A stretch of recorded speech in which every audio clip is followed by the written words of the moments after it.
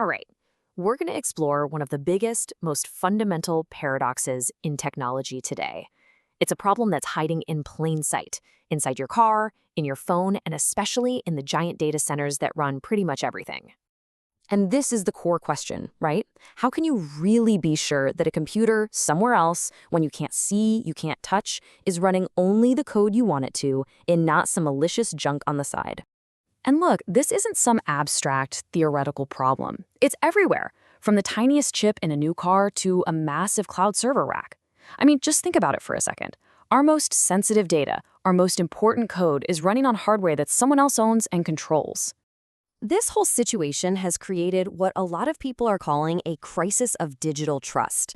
So to figure out the solution, we've got to first understand the threats we're up against. So this is basically the modern battlefield.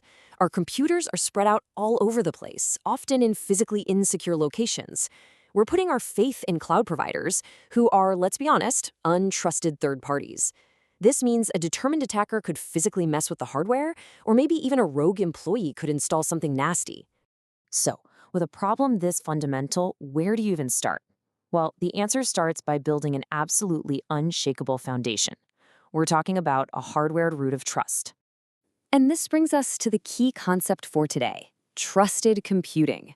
The big idea here is that we can use the hardware itself to force a computer to behave only in the ways we expect. We're moving away from just hoping a system is secure and toward making it physically impossible for it to be insecure. Now, this is a really subtle but absolutely crucial distinction. Trusted is just a feeling, It's a belief you have. But trustworthy, that's a provable property.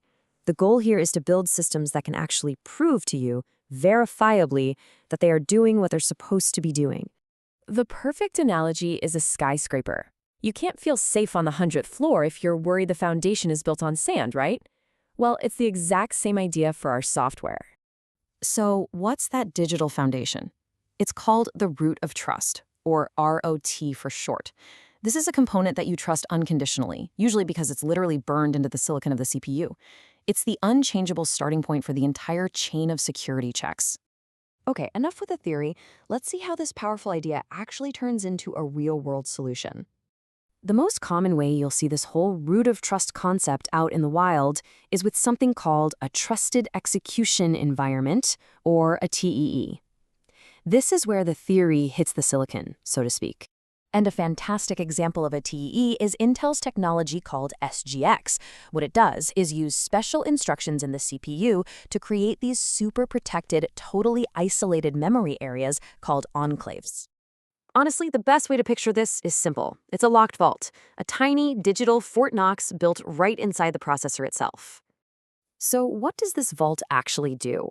Well, it isolates your sensitive code and data from everything else. Anytime that data needs to leave the CPU and go to the main system memory, it's automatically encrypted. And here's the real magic. This protects your secrets even from the most powerful software on the machine, the operating system, the hypervisor, you name it. Only your little enclave can see the raw, unencrypted data. Okay, but this creates a new problem, doesn't it? If this amazing secure vault is sitting on a server 1,000 miles away, how do you actually know it's the real deal and not some clever fake? We need a way to prove that trust from a distance. The mechanism that makes this all possible is called remote attestation. In a nutshell, it's a secure protocol that lets your machine, the verifier, interrogate a remote machine, the attester, to find out if it's truly trustworthy. So the basic idea is really a kind of challenge-response game. Your system, the verifier, sends out a challenge. The remote system, the attester, then has to come back with a cryptographically signed proof of its current state, proving exactly what software is running on what hardware. If we break it down, it's pretty simple. Step 1, you send a challenge. Step 2, the root of trust hardware on the other machine takes a snapshot or a measurement of the software inside the enclave.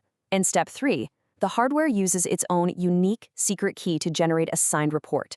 Think of it like a digital notarized document from the chip itself. Now, in the real world with Intel SGX, it's a little more complex. To make this all work securely over the internet, you have a couple of extra helpers. There's a special quoting enclave that helps package the proof. And then you check that proof with a trusted third party, the Intel attestation server. That final step confirms that the report is legit and came from a genuine Intel CPU. So, with this incredibly powerful technology in our hands, what does the bigger picture, the confidentiality frontier, actually look like? Well, it's important to know there are different flavors of this technology. Intel SGX, which we've been talking about, is super precise. It secures just one part of an application. That often means you have to change your code. The other approaches, like from AMD or even other tech from Intel, secure an entire virtual machine at once. That's usually easier to use since you don't have to change your app. So it's a classic trade-off. Do you want surgical precision or broad convenience?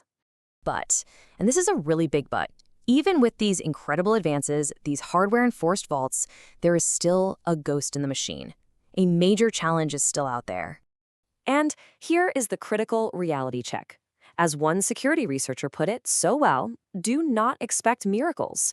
Even with all these protections, really clever attacks called side channels can sometimes work. It's like a spy listening to the tiny clicks of a safe's tumbler to guess the combination. By analyzing things like power consumption or processing time, an attacker might be able to figure out what's happening inside that locked vault. And this brings us right to our final, and I think most profound question. If even the hardware itself, the very foundation we're building all this trust on, can have these subtle leaks, what does trust in our digital world truly mean? And that, right there, is the frontier that engineers and researchers are grappling with right now.